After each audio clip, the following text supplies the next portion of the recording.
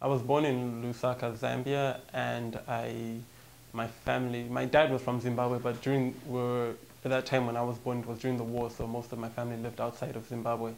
So it was after independence we moved back to Zimbabwe, and I grew up there. My parents passed away when I was 5 years old. They both died in a car crash in Zimbabwe.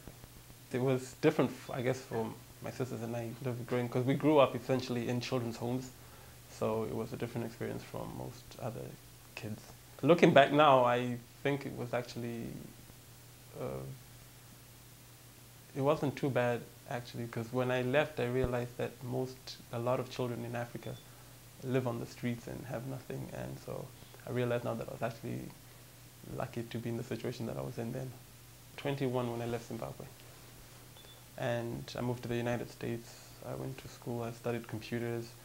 And I lived in New Jersey for 9 years. I worked as a sound engineer my last 3 years in a recording studio. I feel like I'm between two places.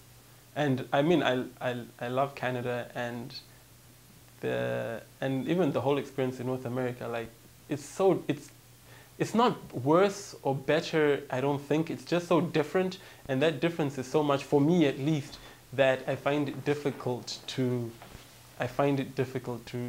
fully integrate. But I mean, I'm a part of it, and every day, I mean, it's a learning experience. You just try to get more into it and get along with the system.